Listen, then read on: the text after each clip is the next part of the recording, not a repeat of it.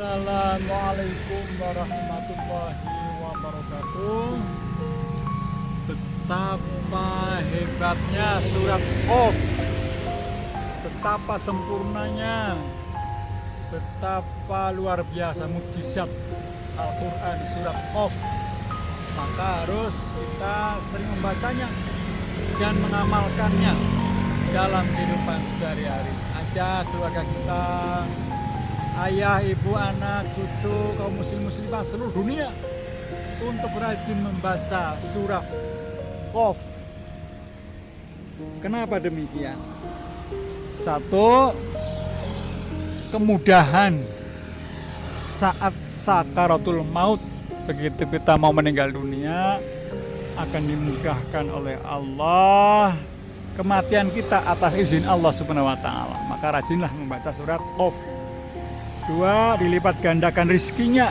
Dalam berbisnis akan lancar, usahanya lancar, laris.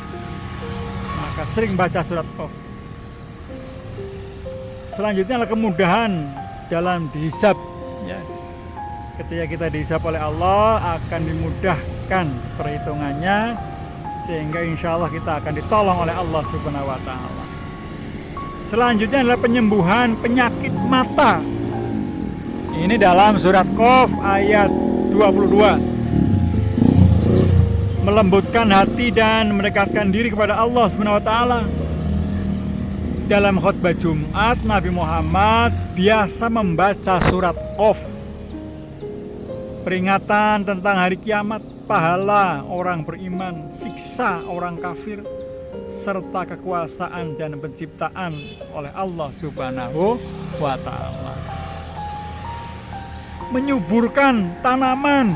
Jadi kalau kita bertani, bercocok tanam, bacalah surat Qaf ayat 1-11. Insya Allah akan subur tanamannya. Penjaga diri dari bahaya, mendekatkan diri kepada Allah, mengawasi segala perbuatan dan bisikan hati. Maka Allah mengawasi kita semua. Firman Allah, a'udzubillahi minasyaitonirrajim, bismillahirrahmanirrahim. Ma yalfidhu min qawli illa ladaihi raqibun atid. Tiada suatu ucapan pun yang diucapkannya melainkan ada di dekatnya malaikat pengawas yang selalu hadir. Ini surat Qaf ayat 18. Ucapan yang dimaksud dalam ayat ini adalah yang diucapkan oleh manusia keturunan Adam. Ucapan tersebut dicatat oleh malaikat yang sifatnya raqib dan atid, yaitu senantiasa dekat dan tidak pernah lepas dari seorang hamba.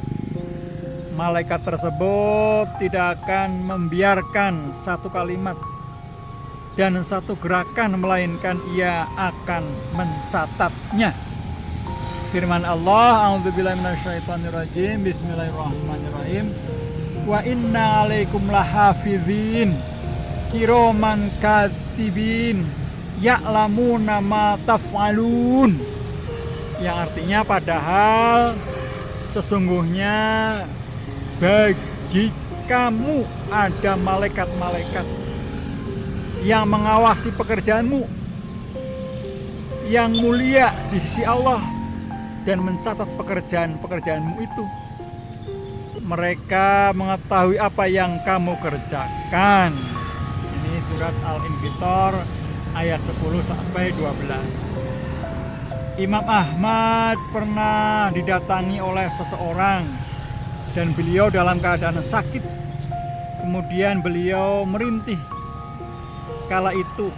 Lalu ada yang berkata kepadanya, yaitu Tawus, seorang tabi'in yang sangat terkenal.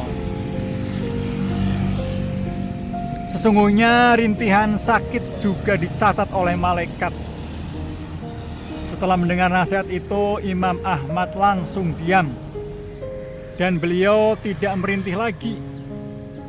Beliau takut jika merintih sakit, rintihannya tersebut akan dicatat oleh malaikat.